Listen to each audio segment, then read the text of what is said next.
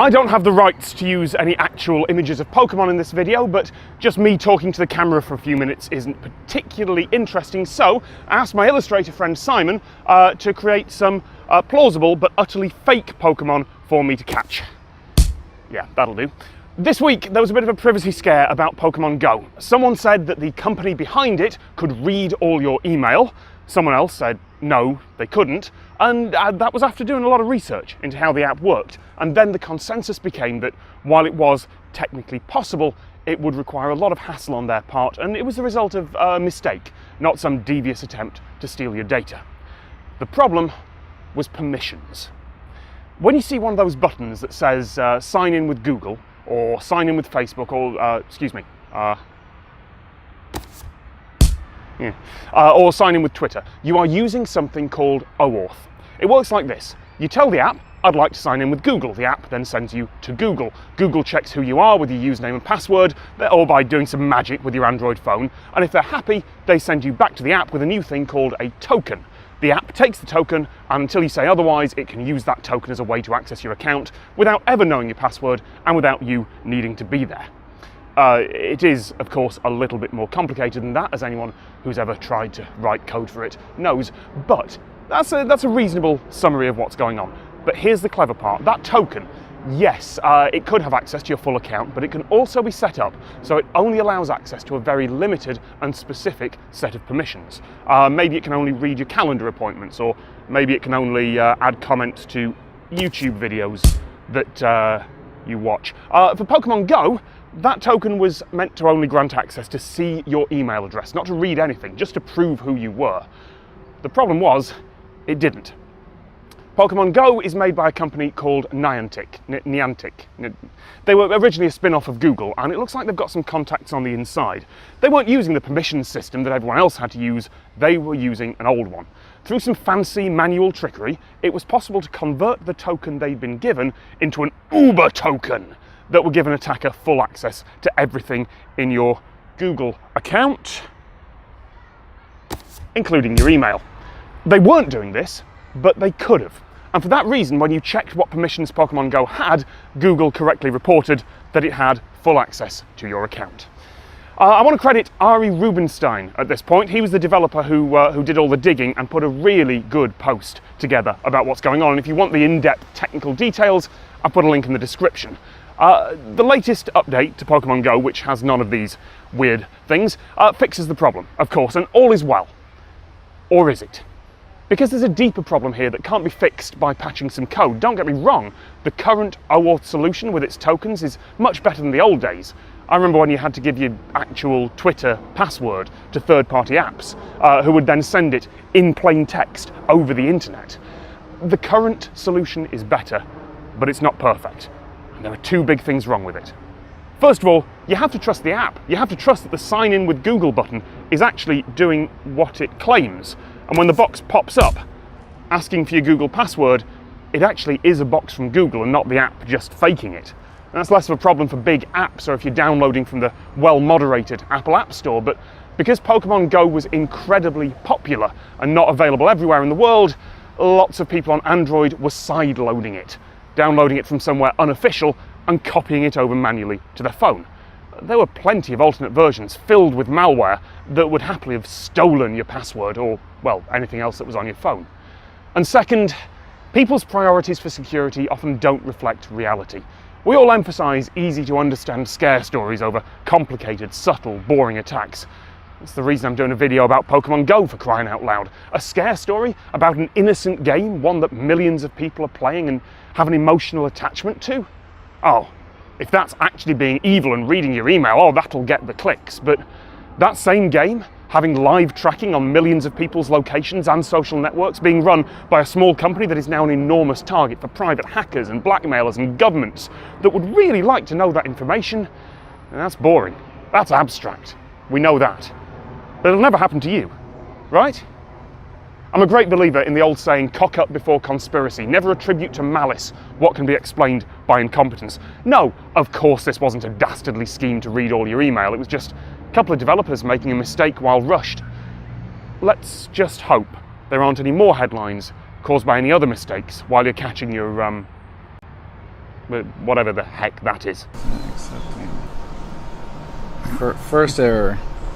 The first error, it's not letting me accept the terms of service. I agree to anything. My soul is given to you. Let me play. Who is this guy? This is Professor Willow. Will you help me with my research?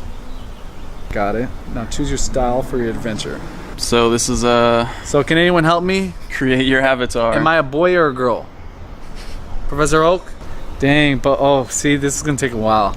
No, dude, you're good because No, I want it to be perfect. I want it to be me. there are very limited options. I want it to be me. I don't care. We're gonna cut. I'm very white and pink, so I should probably pink it is. Eyes. What color eyes I got? Forget your shoes. I know. It's the most important part. Uh-oh. Wait. What are those? What are these? I don't think they have that option in the game. We'll double check. There he is. Look at this guy. Look at the man back himself. of his head. He's just waiting for...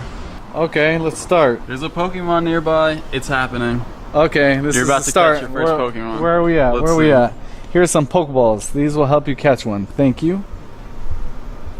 Ooh. Boom. Uh-oh, we got a Bulbasaur, a Charmander, and a Squirtle. There they are. So who am They're I? here. Who- They're here. What do you guys think I'm gonna choose? Let's see. So he's walking. Uh-oh. Use your camera to find Pokemon in the real world. Try it out. You can turn it off with the AR button anytime. Yes, camera on. Let's see. Oh my Uh-oh. god. Squirtle is right here. He's right there. Look at this guy. Look at him. Uh-oh. Boom. Alright guys, so to throw a Pokeball, you just tap the ball, hold the ball, and swipe your finger across the screen. Caught it. Squirtle was caught. Boom. Okay. So you get some experience for catching a Pokemon. Let's just walk you through this Pokemon summary screen real quick. Real quick. Real quick. So right here, 13 CP. That is the measure of Pokemon's power in this game. It stands for combat power. And 13 is really low. And you're gonna see a lot of Don't hate on me, Nick. Don't hate on me, Nick. We just begin. 10 years old. The weakest Squirtle I've ever seen. 10 years old. in my We start life. young. You gotta do this. So obviously this is your Pokemon. You can tap it. It does something cute sometimes. He is super cute. Look at this guy. Wah. Squirt now. We're missing the whole song. The whole soundtrack. My apologies. All What's the right. start? Can I start it? So if you hit the star, that'll add a Pokemon to your favorites. That just allows you can sort Pokemon by favorites. So if you have them starred, they'll show up at the top of your list. This is my first guy, so he is my favorite. So we've got Stardust. Nick, can you help us out with what that is? Stardust is a resource. You get it by catching Pokemon, you get it by hatching eggs, you get it by owning gyms, and Stardust you use to power up a Pokemon. If you look here, you can see power up and evolve. Those are your two options. And there's costs for each of them. You need 200 Stardust and 1 Squirtle candy to power up your Squirtle. You need 25 Squirtle candies to evolve the Squirtle. So obviously, training, evolving doesn't work the same way that you're used to in Pokemon games. In this game, you need to collect candies for each species of Pokemon and use those to evolve it. That's right. So scrolling down, you can see the moves the Pokemon knows, Tackle and Water What Pulse. does 12 and 30 mean? That is base damage, Got it. power, base power. So you guys So- are going down with my water pulse, obviously. The first move is a quick move. You know what, we'll explain this when we get to battling. Yeah, just wait up. Who's in a rush? This game just got out. You guys don't know any of this stuff. I don't know about this stuff either. But Nick, who got lucky enough to play the beta, knows everything. So he thinks he's the smartest person in the world. And he's Team Yellow. You guys still don't know what team I'm on. But let's stay tuned. Boom. Okay, and I'm assuming, as you can tell... Oh, wait. We probably shouldn't do where I live. I mean, you can't see. Okay, well, you guys, this thing right here with the green, that is exactly where I caught my Squirtle. And because I don't want to be harassed by anyone online, I can't really focus on the exact location that I'm in, but you guys can see it. So that is what's going to happen when you capture a Pokemon. The map will be saved so you know exactly where you caught it and when. We're going to be traveling the world, so I would like to know where I caught different Pokemon. I also don't plan on trading, so sorry guys. Nick's here for that, not me. And we don't even have to worry about it yet because, as you might know, trading is not even implemented in this game yet. I was jumping the gun. Don't worry about it. It's coming eventually. We'll be trading soon. I will. It says transfer. Obviously, I'm not transferring it nowhere. When you transfer a Pokemon, you'll send it to the professor, Professor Willow, and he'll give you a candy for that Pokemon in return. You'll never get that Pokemon back, so the only reason you want to transfer is if you have too many Pokemon, you don't need another Pokemon of that species, you can send it to the professor in return for candy. Congratulations, you caught my first Pokemon. That's right, let the history books show I caught a Squirtle. You're such a talented Pokemon trainer. What should I call you? Dang. This is ultimate. This is the ultimate one. The name. This is the hardest part of any game for me, choosing a name. And I was already trying to choose my name. I was naive enough to think I could get into this game early enough to get the name Nick. Let's see if Juan works. What? My name isn't available for me? I'm pretty sure I let you guys know which one of my Pokemon is my favorite. But just in case, tell me what you guys think it is based on the name. Anyone? Oh, what? Sounds good, Taurus. It is. I'm just I'm a going to go beginner. with the name that I used in the beta, which is... Gotta shout out the channel. Trainer Tips Nick. Boom. Oh, he got it. Damn That's it, Nick. So when you see Trainer Tips Nick owning all the gyms in Los Angeles, or maybe like 2 or 3 of them, He's not. I play too. that's me. You can Let's find continue. items at Pokestops. You're found at interesting places like sculptures and monuments. That's true. From now on, you'll be off exploring all over the world. I hope you get out there and catch Pokemon and register them in your Pokedex. Obviously, it's time to go. Pokemon Go, that is. Let's explain one thing, because believe it or not, whoa, it's happening already. Oh, my phone vibrated. It's happening already. There's something here. There are A Venonat wild Pokemon and a Pidgey. nearby. If you tap on the nearby Pokemon, it'll pull up a screen that shows you who's nearby. Nick knows more than I do, but let me try to... as a newbie, let me explain what I'm seeing. I see 2 Pokemon that are visible nearby, meaning I can look around and they're going to be visible in the game. But these 2 creatures have footsteps near them, which means I'm going to have to walk for it to appear on my screen. Am I right, Nick? You are correct. So when a wild Pokemon shows up on your map, when you get close enough to it, it'll show up just like this on the map, and you can go ahead and tap on one of them to start an encounter. Uh-oh, Venonat. So there it is, a Venonat. Let's see. Without? So you can turn off the AR camera, and that's going to save a lot of battery life if you do that. So I recommend it. I think it's a lot easier to catch things without the camera on. Of course, it looks a lot cooler with it on, and you're going to want to take pictures of cool Pokemon you find. But if you want to save battery and play the game all day, or for at least a couple hours, All day. turn off the camera. And my bad, Nick was talking and I got too excited and I caught a Venonat without you guys seeing. But there are 2 other Pokemon nearby, so we'll show you that right now. I'm on it. Yeah. Okay. Okay, guys, you guys ready? You hold the Pokeball, throw. Nope. So the Pokemon can actually bat balls away like that, which is what you just saw. If you see that those lines show up on the screen, that means the Pokemon is swatting a ball away. So you're going to want to hold the ball, and it's kind of just random when they do that. But if you just hold the ball, you'll see the circle appear, and the target gets smaller in the middle. You want to hit the middle of the target, as close to the middle as you can. And you can actually get bonuses for hitting the target at the right spot. Pidgey was caught, guys. Boom. Juan's got a Pidgey. Boom. Let's see what the CP is and if it can take out my Squirtle. Pidgey is caught. 25 can be my Squirtle. Don't worry. Squirtle's coming up. Boom. We got it. Oh, I leveled up. Alright, Juan just leveled up. And I got Pokeballs. Early levels are pretty easy. It doesn't take a lot of experience, but the amount of experience that it takes to level up gets higher and higher dramatically as you continue to level up. So one thing I want to say now, since we're just starting, is you get the most experience for catching a new Pokemon. You'll get 500 experience for catching a new Pokemon that you haven't caught before. So if you are going to buy lucky eggs, which double your experience, the beginning of the game is the best time to do that because you'll double the most possible experience. Very important, and all you guys should take note and might as well use the best practices with this game. You guys want to be the best, right? The professor right here is telling you the answers. I'm seeing no nearby Pokemon so far. You know why? Oh, there they are. Oh, the same man. Pokemon. So this is really cool, actually. The same Pokemon will show up for everyone in an area. So what I'm seeing is the same Pokemon that Juan just encountered. I don't know if him catching them will affect me being able to catch them. Clearly it's not yet because I'm seeing the same ones. So I'm just going to go ahead and encounter this Venonat. Oh, he encountered it. There it is. There it is. So one thing I want to show you guys that's actually kind of helpful is throwing a curveball. And to do that, Uh-oh. you're going to spin the Pokeball as you're holding it. And when you throw it, you see how it curves like that? Woo! And that grate that you saw is it's like a throw bonus.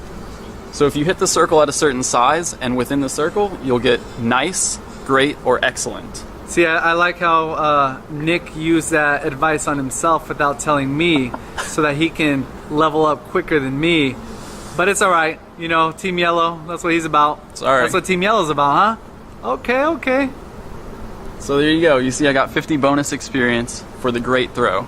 Now, this is the same thing you just saw, so I'm not going to talk about it. Before we go any further, I'm actually going to buy a lucky egg. So if you want to do that, you're going to hit this button down here and go to the shop. And from the shop, you can buy coins. Not sure how. Oh, there they are. So, Where the in-game purchases happen, if you scroll all the way down, Nick, again, you can see that actual monetary values are there. So I'm going to go ahead and buy some Pokecoins, and we'll be back in a second because I don't want you guys to see my payment information. Okay guys, so I just bought 2,500 Pokecoins. That's $20, and I spent that much because I want to show you guys what all these items do. The first thing I'm going to show you is a lucky egg. I know I'm going to be using a lot of these, so I'm just going to go ahead and buy 25 right now, right off the bat, because it's going to level me up faster, and I want to be the very best. So there it is. I think it worked. It did work. So be careful. You're going to want to close that. There's not really a lot of confirmation, but it did work. I now have 25 lucky eggs. So to use a lucky egg, you're going to want to hit the Pokeball. Oh, nope, I just leveled up. Let's talk about that. That's level 2. I gained 10 Pokeballs for that. That's it. So to use an item, you hit this button, you go over to items, and it's going to show you all the items in your bag. Obviously, I have my... a wild Pokemon appeared. Psych, that's a dog. That's a... What attack is that? Attack him. That looks like water gun to me. So obviously I have my 25 lucky eggs. I have 2 incense that I guess they give you at the start of the game, 59 Pokeballs, a camera, and an egg incubator. These items are grayed out because I can't use them from the map screen, but these items I can use. So I'm going to go ahead and use a lucky egg. Just tap on it there. And for the next 30 minutes, my experience is going to be doubled. So, Let's let's make the best of this 30 minutes. It's time to walk. We're coming up on our first Pokestop. And Nick, who knows more than I do, will explain since he is a professor. Pokestops are points of interest, and they're linked to real-world locations. So when you tap on a Pokestop, you'll see red art. What is Unknown that? artist seen around Hollywood Hills. It gives you a description. You can tap on that to see a picture of it. And if you look right here, What Here is we that? Look at this guy. The same, real life. We in there. so the way Pokestops work is you swipe across the circle Just once or continuous? just once, and items come out. You tap on the bubbles, you pop the bubbles, and you get the items. So I just got 3 Pokeballs because I visited this piece of art in the real world.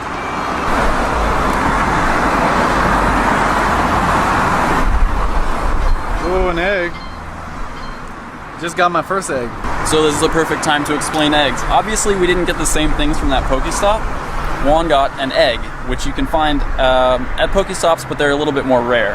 So to check out your eggs, you're going to want to hit the Pokeball icon, go to Pokemon, and if you see at the top here, there's a page for eggs. So it'll tell you the distance.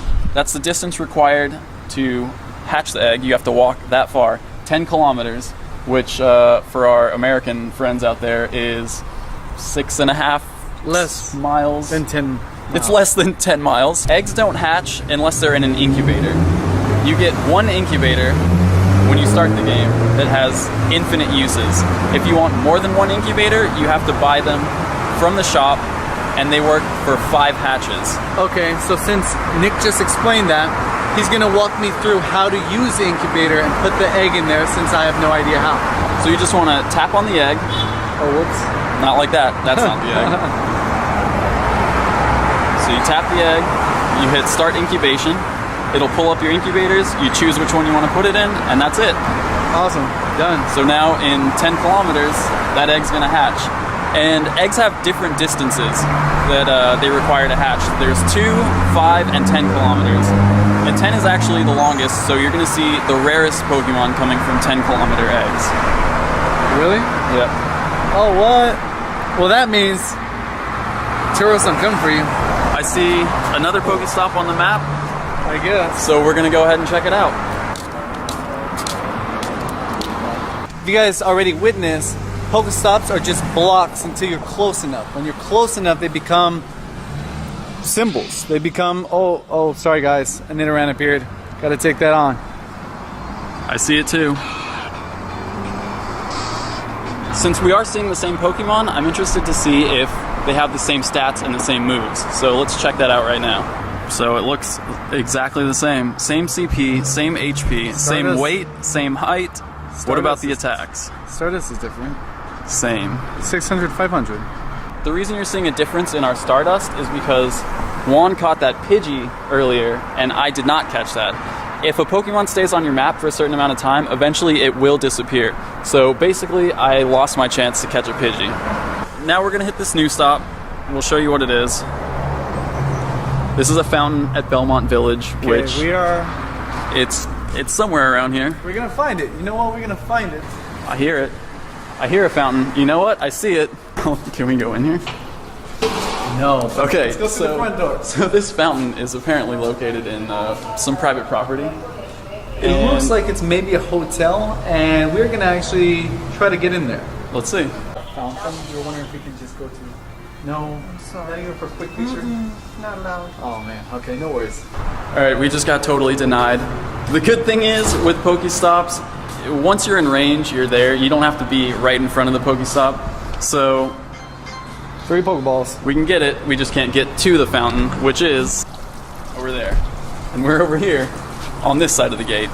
Pokestops have a 5-minute cooldown. So 5 minutes after you spin it, you're able to spin it again. So we've been here talking to you guys for at least 5 minutes. We're gonna head back down to that art piece And get some more items.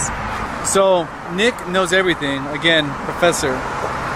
I see here the Pokemon that were invisible. One is now visible. Nick, you see we've got a Pidgey, a Venonat, a Nidoran, a whole bunch of invisible guys, all of them with walking feet. Nick, let me take the camera and you give us a little spiel. So, Pokemon that show up nearby, if they're grayed out, that means you haven't encountered them yet. They're not in your Pokédex. If you see them in color, that means you've already seen them and caught them. That's it. That's all it means. Thank you, Nick. Okay, guys, so we came up to our next Pokestop, and it's of Wax Statue Hilton. I can't see the face, but it's gotta be somewhere here. Tap the name. Oh, what?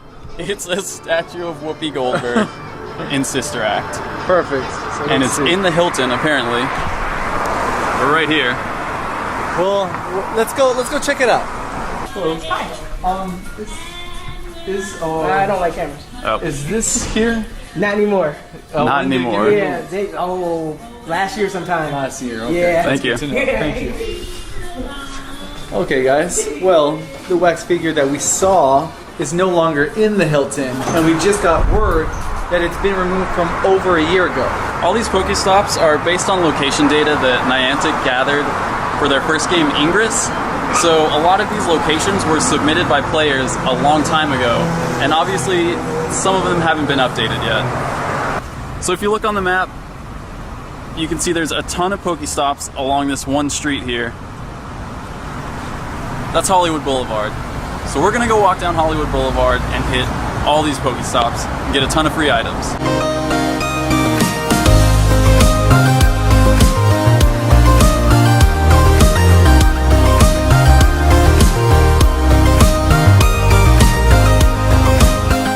I accidentally clicked on this gym and I'm level 5. I didn't even know. I didn't see the level 5 notification. But now, well, I'm gonna show you what happens when you click on a gym for the first time at level 5. So Professor shows up, they each direct a team, and each has a slightly different approach to researching Pokemon. So there is a little bit of lore attached to the teams now, which is good. Hey, the name's Spark, leader of Team Instinct. The teams have names now, they're not just colors. Team Instinct is yellow. Here's Blue. I'm Blanche, leader of Team Mystic. And Team Red, Candela, Team Valor's leader. So here we go. I'm choosing my team right now. And you already know. I'm choosing yellow. That's cool. Oh, they each have a little symbol. Let's look at them. Moltres, Articuno, Zapdos. It's gotta be yellow.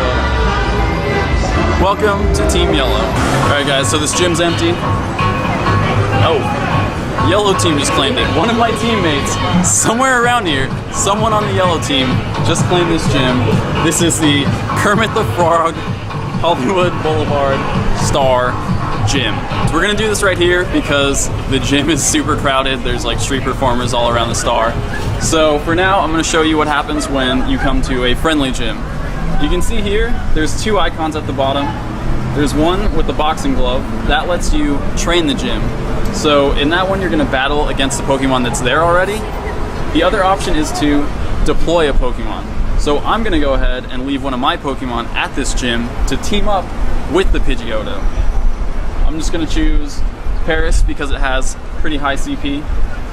So I'm gonna leave my Paris there, and now you can see there are 2 Pokemon in that gym. All right, it's dark now. We're back here at the gym from earlier. It's the American Legion, and Juan's gonna choose his team now. I'm gonna choose a team. Get ready, guys. The long-awaited game. This is very difficult, guys, because after watching Nick, I saw that the 3 legendary birds actually correlate with the color of the teams that we're gonna be joining. And I really like Zapdos. Sorry to take you away from the episode that you guys are watching right now, but you guys did participate in a poll today to figure out what team I'm going to be on. A lot of you guys think I'm going to be the red or blue, which is funny because Nick is Team Yellow, so why wouldn't you guys think I'm joining his team? Either way, time for the reveal. So the team that I'm a part of is, you guessed it, Team Blue. Gotta support nostalgia. You know, the first game that I got was Blue back in the day, and I love the Blastoise on that cover. That artwork is amazing, and you know what? As much as I love Zapdos, gotta support. Now back to the episode. Team Blue all day. So now, Juan's gonna claim this gym for Team Blue. Let's do the CP13 Venonat. My Venonat is deployed. Boom, there it is. American Legion. As you can see, this sign is already yellow. So what I'm about to do is battle this gym and try to take it from Juan for Team Yellow. When you start a battle, you can choose from all your Pokemon. You choose a team of 6, and it's gonna automatically assign random teams. So if you wanna switch them out, you tap that Pokemon, it'll take you to your list of all your Pokemon, and you choose which one you want in that slot. So I'm gonna go into this with this team, and here we go, the first battle. So to battle, it's really simple. You just tap to use your fast attack, and that's it. I just defeated that Venonat. So as you can see, I reduced the gym prestige by 2,000 down to 0. When the gym goes down to 0, it becomes neutral again, and now I can claim it for Team Yellow. That's it. That's how gym battles work. Simple.